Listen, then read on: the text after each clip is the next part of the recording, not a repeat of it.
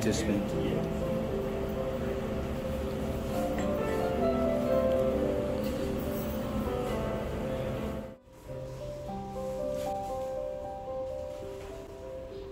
All done. Let's go.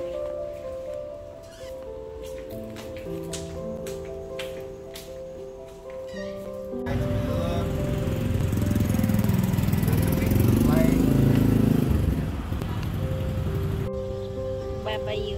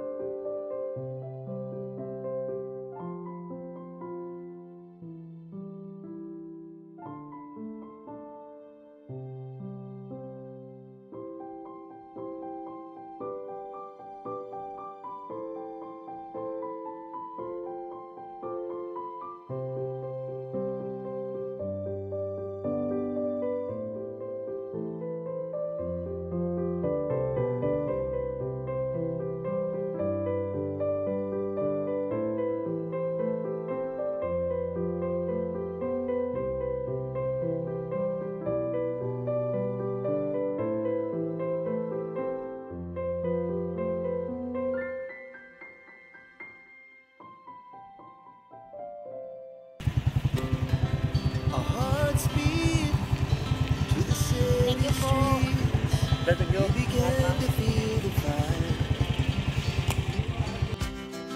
We rise like tall buildings as the chemicals they take us higher.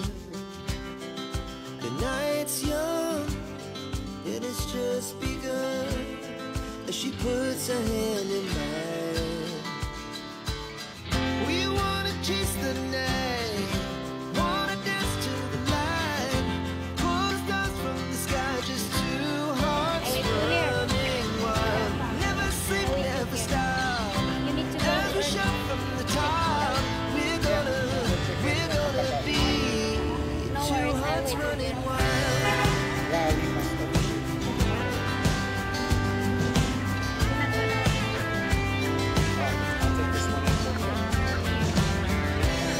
Now the morning is the afternoon. We lay awake and dream.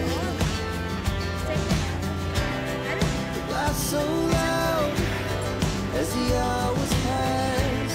We're gonna do it all again. We wanna chase the night. Alas 11 pa lamang ng umaga ay nasa airport departure na kami. Alauna pa din naman ang kanyang flight, ngunit dahil marami mga passengers, ay minabuti namin na mag-check-in na siya agad upang nang sa ganon ay boarding na lamang ang kanyang aantayin. At upang wala na rin kaming iisipin pa, maliban na lamang na ma-enjoy pa namin ng ilang mga sandali, ilang mga oras na makapag-usap, makapagkwentuhan sa labas bago siya lilipad papuntang Manila. Ito yung huling araw namin na magkasama ngayong taon ng 2024. Muli ko na namang harapin ang matinding hamon ng buhay. At ito rin ang pinakamasakit na realidad ng buhay na kinakailangan kong labanan araw-araw. 2 taon na kami nasa long distance relationship. Ngunit kapag nagkikita kami at muling magkalayo na naman, ay saka ko nararamdaman ang pangungulila at matinding lungkot. Ang ipinagpapasalamat ko ng marami sa Diyos ay sa kabila ng lahat-lahat, patuloy niya ipinapadama sa amin ang kanyang pagkilos, ang kanyang pagsama, at ang kanyang pag-comfort sa aming dalawa upang maiwasan namin na maramdaman ang matinding kalungkutan. Buwan ng Disyembre 2023 at January 2024, ito yung mga buwan na taon na di namin malilimutan. Mga karanasang nakaukit sa aming mga puso't isipan. Samot-saring pagsubok ang aming naranasan. Ngunit ipinagtagumpay kami ng Diyos sa lahat ng plano at balak naming gawin. Maging ang pangarap namin na maikasal kahit sa simpleng pamamaraan. Hindi kami iniwan ng Panginoon. Ang mahirap sa amin naging madali dahil siya ang lumaban para sa amin. At iyon ang hindi maubos-ubos na pagpapasalamat naming dalawa sa Diyos. Sinasabi nga na ipagkatiwala mo kay Yahweh lahat ng iyong plano at balak. Tiyak na pagtatagumpayin kanya sa lahat ng iyong mga gagawin. The night's young, it is just begun. As she puts her hand in mine. Ayan guys, nasa airport kami, departure. Inaantay ko lang siya dito sa labas kasi mag-check-in lang siya. Alauna pa rin naman ang kanyang flight. Pero kailangan lang mag-check-in ng early para mamaya ay mag-aantay na lang siya ng boarding. So, ganun. Iniwan niya yung isa niyang backpack dito. Akala niya talaga hindi ko siya antayin sa labas.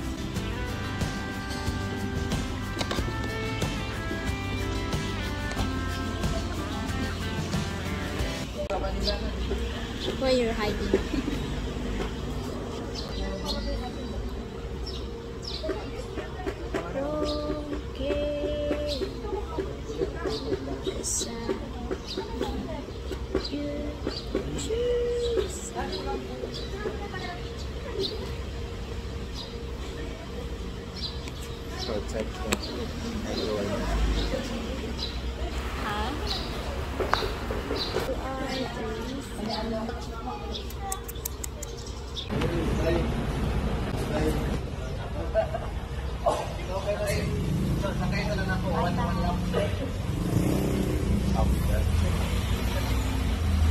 Bye for now.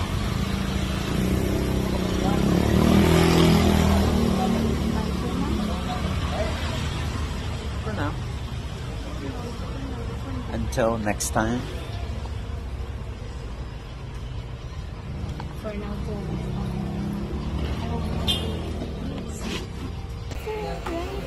If they don't take, maybe. But, yeah. They're not going to take that? I'll find out. Love you, baby. Keep safe. Yeah, I will.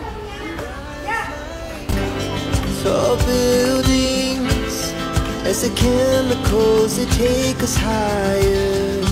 Muli na naman kami magkalayo at bubuo ng bagong pangarap.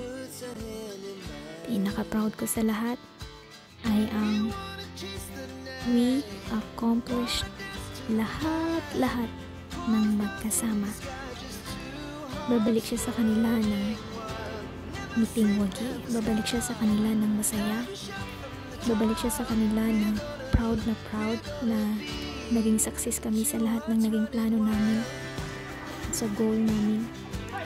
At ako naman ay babalik sa amin ng masaya, punong-puno ng kagalakan sa aming mga puso.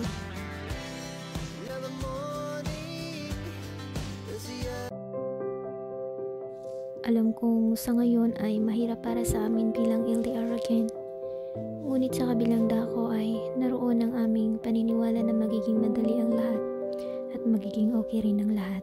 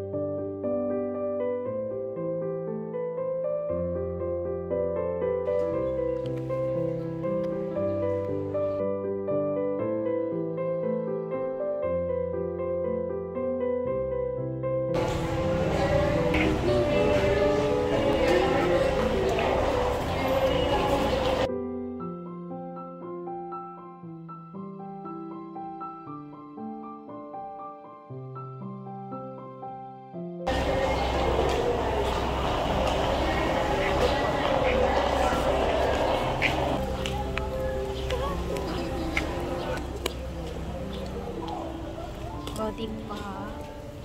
Walang iyakan.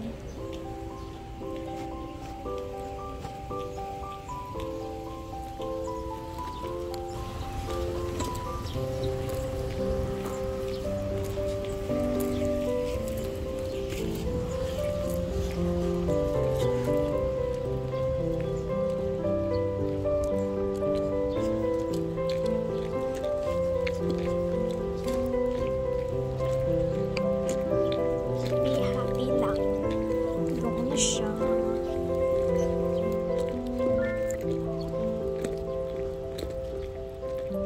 You will see again next year. We don't know when, but as long as we did a lot this month, from December 21st till now, this is today is his flight back to his country, but you know, I look like normal, but deep inside sad. But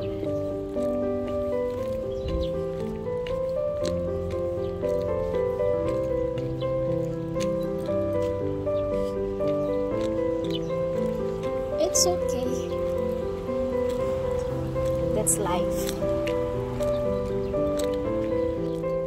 I'll be back soon. It's maybe I just make myself busy. If I can work, maybe I just try to focus on editing videos, making funny videos, so I won't be able to be sad and every day. That's the hard, really hard in being with the other people when you are apart. It's really hard, but yeah, we try to be like calm because we know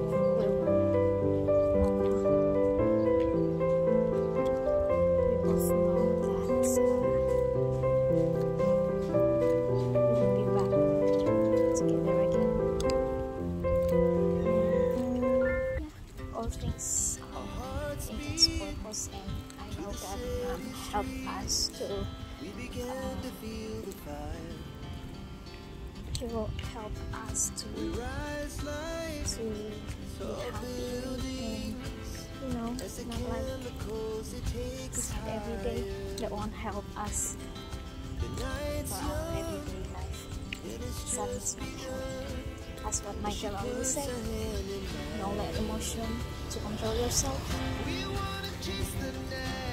That's advice is best for me to, you know, to not to be sad every day.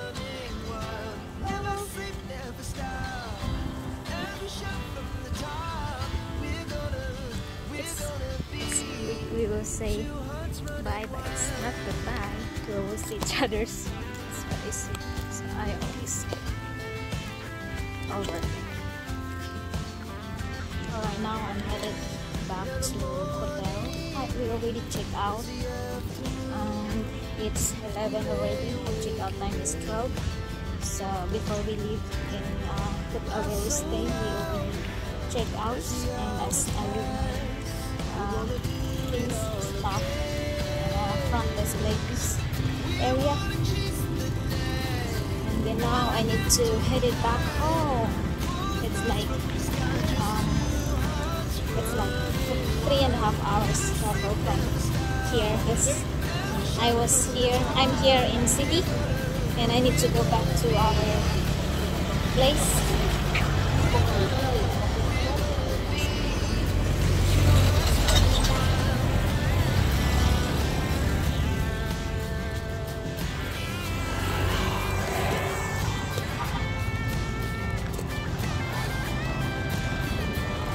It's really hot now, guys.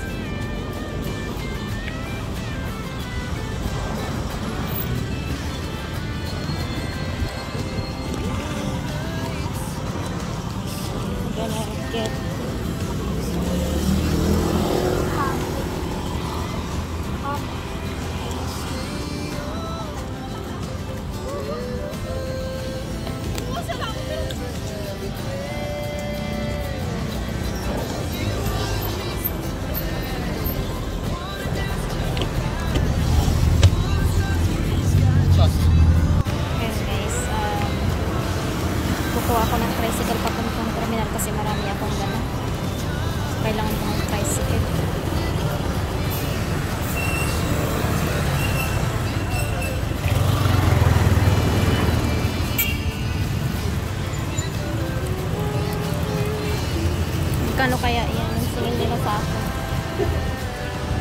100 lang sana or 200, okay na po.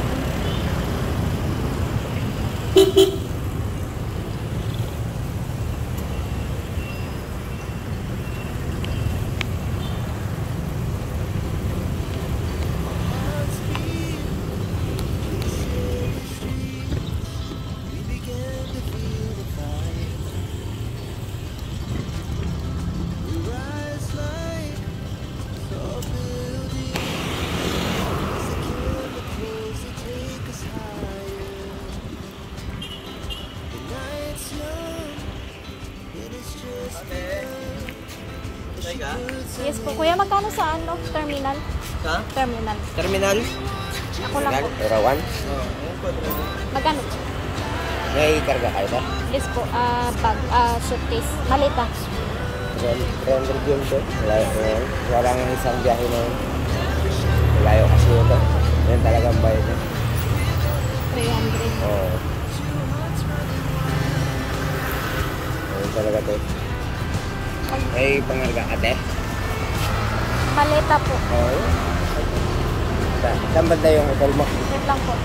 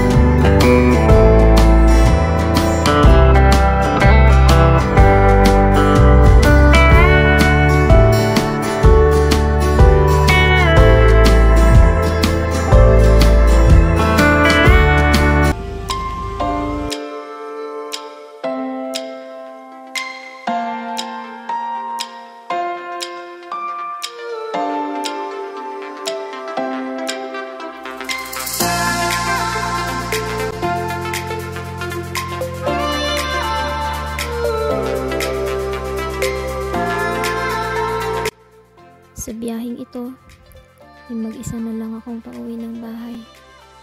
3.5 oras ang aking lalakbayin, habang si Michael naman ay nasa flight niya na papuntang Manila. Nakakapanibago yung ganito. Magkasama kami sa biyahe palagi at sa isang araw, ako na naman muling mag-isa. Siya na naman muling mag-isa. Naaalala ko yung mga memories namin dalawa na bumabiyahe kami ng sabay. Alam ko pareho kami ng nararamdaman ngayon, pero alam niyo namin dalawa na mabilis lamang ang panahon na lumilipas. Lilipas ang panahon, hindi naman namin mamalayan na magkasama naman kami muli.